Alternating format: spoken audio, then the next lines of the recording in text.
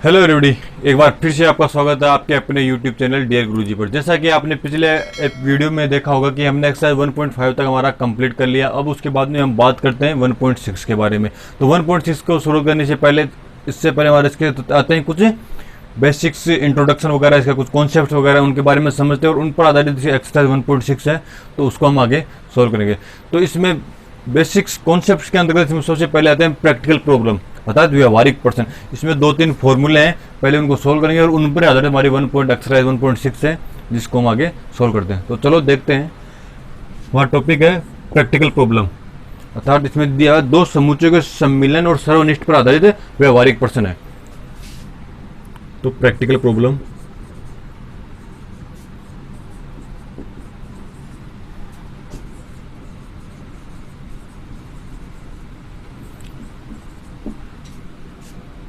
व्यवहारिक प्रश्न।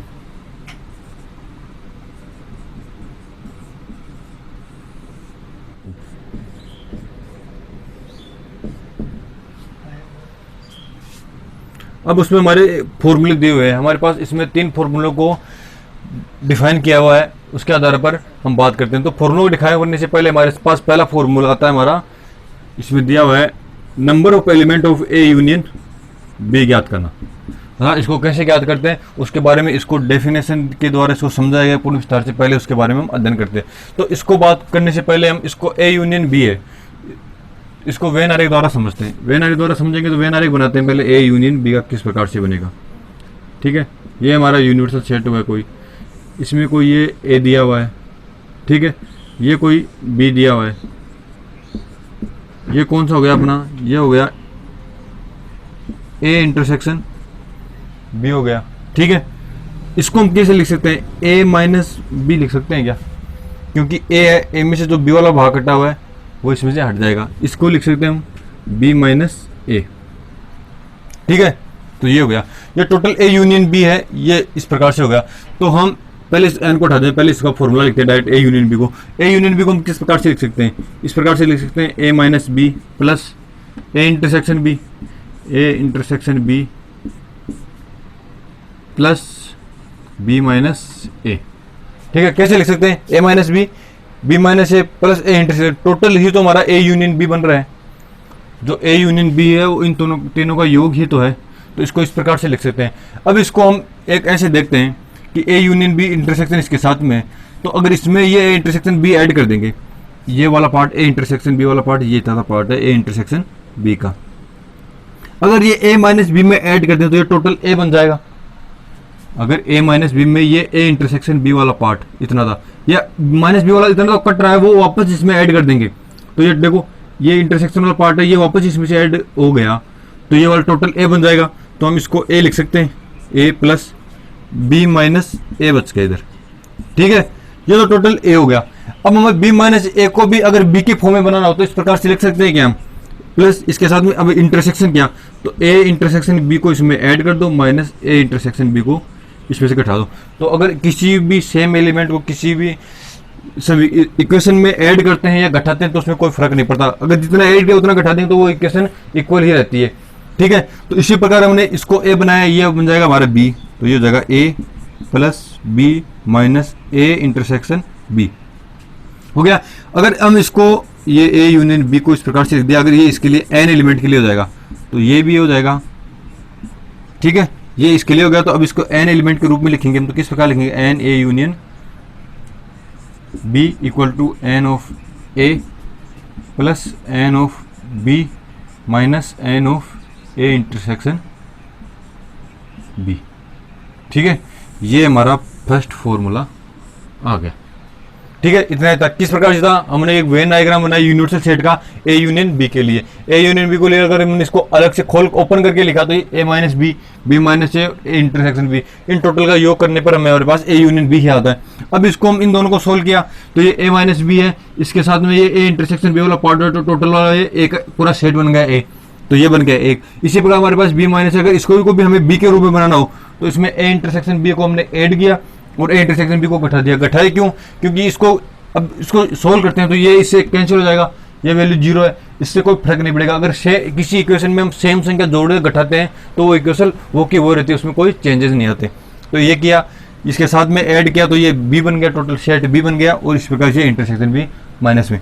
अब इसका हमें नंबर ऑफ एलिमेंट्स के लिए निकालना, तो ये नंबर ऑफ एलिमेंट्स के लिए इस प्रकार से हो गया, इसके सारे में नंबर ऑफ एलिमेंट्स वाला ऐड कर दिया। ये हमारा फर्स्ट फॉर्मूला हो गया। अब इसके बारे में बात आती है, हमारे पास अगर सेकंड दिया हुआ हो A intersection B equal to 5 हो, ठीक है। अगर कोई यूनियन के लिए दिया हो, इसमें ए यूनियन बी दे रखा, अगर इसमें हमें दिया हो कि A intersection B, A intersection B equal to 5 हो, तो क्या करेंगे, N of A union B, ठीक है। N of A union B क्या आएगा, N of A union B क्या आएगा, जो 5 का मान है वो यहाँ पे रख दें, 5 इक्वल टू, अगर A U intersection B equal to 5 है तो N of A intersection B का मान क्या होगा, 0, क्योंकि एलिमेंट के मान 0 आ गए इसमें। तो इसको किस प्रकार से लिखेंगे, ये हो जाएगा N of A plus N of B, ठीक है। ये तो आगे नेक्स्ट वाला 0 हो गया, इस प्रकार हमारा ये फॉर्मूला नंबर सेकंड बन गया, ठीक है, हो गया। अब बात करते हैं इसमें नेक्स्ट फॉर्मूला आता है 3 नंबर का, उसकी बात करते हैं। ये तो 2 के लिए हो गया, ठीक है। थर्ड वाला फॉर्मूला है, थर्ड वाला फॉर्मूला मैंने पहले सेट 2 के लिए किया था, अब है हमारा सेट 3 के लिए। अगर हमारे पास ए बी सी कोई 3 फाइनाइट सेट हो, इसमें पहले वाले में ए और बी थे वो 2 फाइनाइट सेट थे, इसमें हमेशा ये फाइनाइट सेट के लिए ही होता है। तो अगर ए बी और सी हो, तो A union B union C के लिए हमें ज्ञात करना हो तो किस प्रकार से ज्ञात करेंगे हम, इसके लिए पहले वेन आरेख बना लेते हैं। 3 के लिए वेन आरेख बनाएंगे, किस प्रकार से बनाएंगे, ये कोई हमारे पास यूनिवर्सल सेट है, इसमें ये सेट दिया हुआ है ए, ये हो गया बी, और ये कोई सी है, ए बी और ये सी, ठीक है। तो इनका टोटल तीनों का इंटरसेक्शन कौन सा होता है वो हम अभी साथ साथ में देखते चलते हैं। तो ये तो हो गया इसका ए इंटरसेक्शन बी वाला पार्ट, और ये जो पार्ट हो तीनों का इंटरसेक्शन हो गया, यहाँ पे ए भी आ रहा है, बी भी आ रहा है और सी भी आ रहा है। तो ये तीनों वाला कौन सा पार्ट है हमारा, A intersection B intersection C वाला पार्ट है, ठीक है। तो अब इसको देखते हैं, अब इसको सोल्व करते हैं। ये इसके लिए हम सोल्व करेंगे तो हम इसके लिए एन के लिए सोल्व करेंगे, नंबर ऑफ एलिमेंट्स के लिए। तो A union B union C, अगर इसको हम ओ एस लिखें, हल करें, इसको ऐसे 2 अलग भागों में बांट सकते हैं, फिर हल करते हैं। तो ये तो हो गया एन ए प्लस, ठीक है, एन बी यूनियन सी, ठीक है, माइनस किस प्रकार से, सेकंड फॉर्मूला, अपना सेकंड फॉर्मूला जो फर्स्ट फॉर्मूला निकालना था वो किस प्रकार से था हमारा, A union B, N number of element of N A union B equal to N of A minus N of plus N of B minus N of A intersection B, इस प्रकार से था। तो इसके आधार पर अब इसके अनुसार इसको करेंगे। तो फर्स्ट पार्ट था एन ऑफ ए हो गया, एन ऑफ बी हो गया minus N A intersection B union C, 2 एलिमेंटों के बीच में इंटरसेक्शन चेंज हो जाता है, ठीक है, इंटरसेक्शन हो गया। अब इसको हम नेक्स्ट पार्ट में सोल्व करेंगे, इसके लिए एन ऑफ ए हो गया है तो प्लस एन ऑफ बी हो गया, ये इसी प्रकार से खोल देंगे वापस से इसको। तो ये एन ऑफ बी हो गया plus N of C, number of element of C हो गया, माइनस इसके लिए करेंगे तो number of element of B intersection C, ये माइनस पहले से है, तो number of element of A intersection B union C, ठीक है। ये तो हमारा हो गया। अब मेरे ये तो एलिमेंट सिंगल टाइप हो गए। अब ये वाला है, इसको सोल्व करते हैं, इसको हम अलग से सोल्व करते हैं, फिर उसके बाद में इसकी वैल्यू यहाँ पे पुट कर देंगे हम, ठीक है। तो इसके लिए निकालते हैं number of A intersection B union C के लिए इसको सोल्व करते हैं। तो कैसे करेंगे, अब देखते हैं इसके अंतर्गत होता क्या है। ये सोल्व करते हैं, इसके लिए सोल्व करेंगे तो किस प्रकार से आएगा हमारे पास, ये इसको इस प्रकार से लिख सकते हैं क्या, ये ए से तो आएगा, इस रूप में तो है A intersection B union C, तो A intersection B union A intersection C, ठीक है। तो इसके नंबर ऑफ एलिमेंट्स ऐड किया, तो इसको ओपन करेंगे तो किस प्रकार से होगा, ये N A intersection B plus N A intersection C, किस रूप में खोल रहे हैं, इसी के रूप में, इसको ए मान लो, इसको बी मान लो, तो एन ए यूनियन बी वाला हो गया, तो N A N B minus N A intersection B, तो A intersection B intersection A intersection C, ठीक है, हो गया ये तो N A intersection B A intersection C हो गया। अब इसको सोल्व करें हम, इसको इस प्रकार से लिख सकते हैं A intersection B intersection A intersection C. अगर हम इसको ऐसे लिख दे A intersection B intersection C, तो कोई गलत नहीं होगा। क्यों? क्योंकि इसमें ये तो कॉमन पार्ट हो रहा है, तो तीनों का इंटरसेक्शन तो निकल रहा है ना यहाँ पे। इंटरसेक्शन वाला पार्ट कौन सा होता है? ये वाला पार्ट, ये वाला पार्ट तीनों में कॉमन है जो, ठीक है। तो ये होगा ए इंटरसेक्शन सी, तो ये हो गया N A intersection B plus N A intersection C minus, अब ये वैल्यू इसमें पुट करते हैं इसकी जगह, तो ये टोटल इसका जो मेन वैल्यू आएगी वो क्या आएगी? A union B union C के लिए हमने पहले दो एलिमेंट्स के लिए दो सेट्स के निकाले, अब थर्ड सेट के लिए तीन सेटों के लिए निकाल रहे हैं। तो किस प्रकार से होगा ये? Number of element of A plus number of element of B plus number of element of C minus, ठीक है। अब इसकी जगह इसके मान रखते हैं, ये तो एन बी इंटरसेक्शन सी है तो हम क्रमवाइज लिख दें, इस प्रकार से लिखेंगे कोई दिक्कत नहीं है। तो पहले ये वाला लिख देते हम, minus n B intersection C minus, ये माइनस था, अब इसकी value n A union A intersection B union C की ये वाली, तो इसको करेंगे minus N A intersection B minus N A intersection C minus N A intersection B intersection C, ये हमारा फॉर्मूला हो गया तीन सेट्स के लिए, ठीक है। जो अगर तीन फाइनाइट सेट दिए हो उसका यूनियन के लिए अगर नंबर ऑफ एलिमेंट्स की वैल्यू ज्ञात करनी हो तो इस फॉर्मूले से निकालेंगे, ठीक है। ये हम आसानी से निकाल सकते हैं। इन फॉर्मूलों को आपका ये आराम से इजी एग्जाम में पूछे नहीं जाता, इसका डेफिनेशन या इसका वो विस्तार रूप से समझाना इसका एग्जाम में पूछा नहीं जाएगा आपको इसमें सिर्फ इसका फॉर्मूले का उपयोग पूछा जाएगा। लेकिन अगर ये आपको ये निकालना तो आपको क्वेश्चन करने में आसानी होगी, क्योंकि क्वेश्चन में डायरेक्ट वैल्यू दी हुई होंगी। कई जगह हमारे वैल्यू से आसानी से फॉर्मूला तो रख सकते हैं, लेकिन अगर जो क्वेश्चन ही समझ में नहीं आएगा तो हम कैसे करेंगे? तो ये डेफिनेशन याद रखने जरूरी नहीं, आसानी से समझ में आ गई ये जरूरी है। समझ ले तो हमें आगे बहुत सी चीज़ों में काम आएगी, ठीक है। तो ये हमारे तीन फॉर्मूले थे वो कंप्लीट हो गए। मैंने बेसिस कॉन्सेप्ट के बारे में हमने बात कर ली। अब बात करते हैं एक्सरसाइज 1.6 के क्वेश्चंस के सॉल्यूशंस की। तो हमारा फर्स्ट क्वेश्चन है, फर्स्ट क्वेश्चन किस प्रकार से दिया हुआ है उसकी बात करते हैं। इसमें दिया हुआ है कि यदि x और y दो ऐसे समुच्चय हैं, x और y दो फाइनाइट सेट दिए हुए हैं हमारे पास, उनमें उनके बारे में बता रखा है कि n of x number of element of x के मान दे रखा है, number of element of x equal to 17 दे रखा है, ठीक है। तो number of element of y equal to क्या दे रखा है? y इक्वल टू 23 दे रखा है, ठीक है। Of number of element of x intersection y equal to x intersection y हमें ज्ञात करना है, और number of element of x union y का वैल्यू में दे रखी है, उसकी वैल्यू हमारे पास 38 है, ठीक है।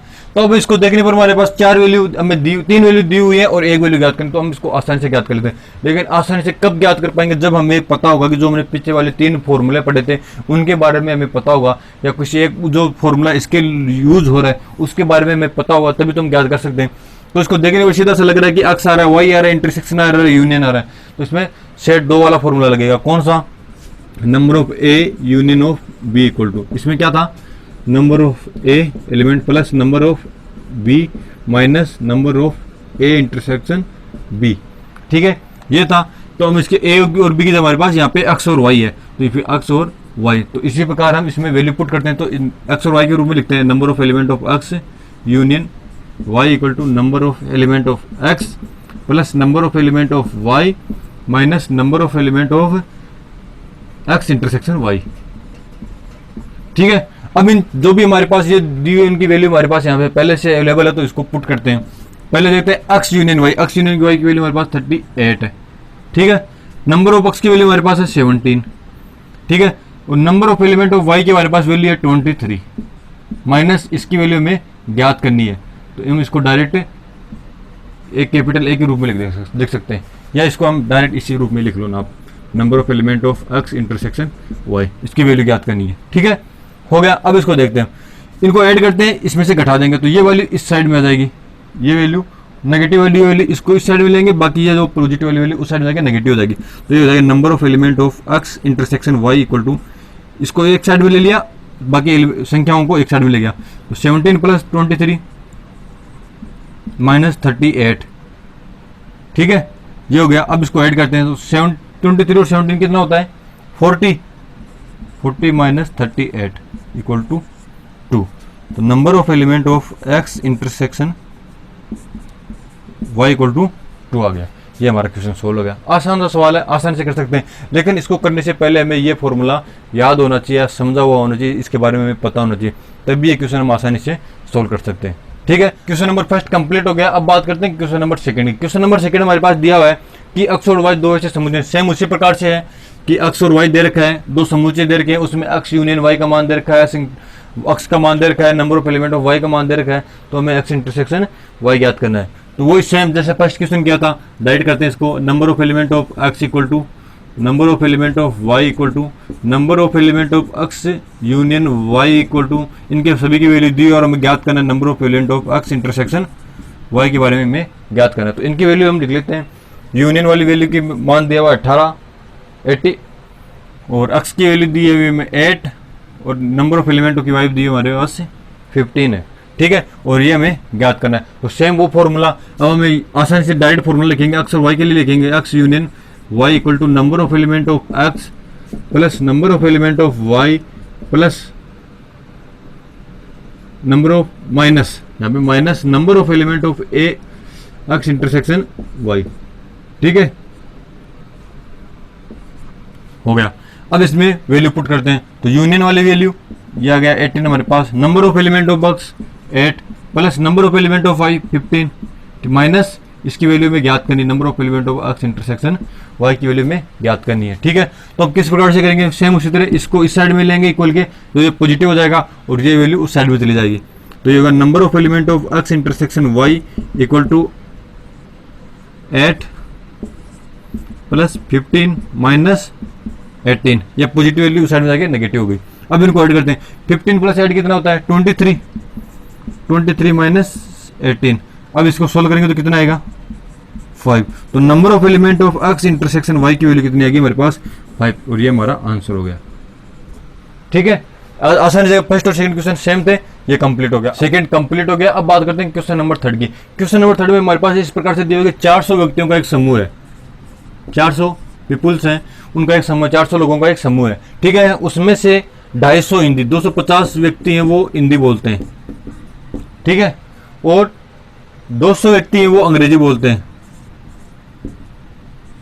इंग्लिश बोलते हैं। ठीक है, तो इसमें पूछा कितने व्यक्ति इंग्लिश और हिंदी दोनों बोल सकते हैं, तो एच इंटरसेक्शन ई ज्ञात करना है। हमें इसमें डायरेक्ट दिया हुआ नहीं है, हमें इसमें सेट बिल्डर ऐसे माने के सेट बिल्डर फॉर्म में दिया हुआ है, तो इसको हम हल करके इसका मान ज्ञात करना है। तो अगर दोनों भी ज्ञात करने, हम जो कॉमन होता है वो तो ज्ञात करना है। इंटरसेक्शन इसमें पूछा है हिंदी और इंग्लिश, वेन आगे द्वारा समझते हैं इसको।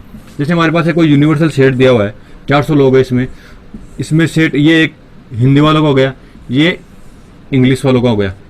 ठीक है, हिंदी और इंग्लिश दोनों आ गए। अब इसमें बताया गया कि हिंदी के कितने लोग हैं, 250 लोग तो हिंदी के हो गए।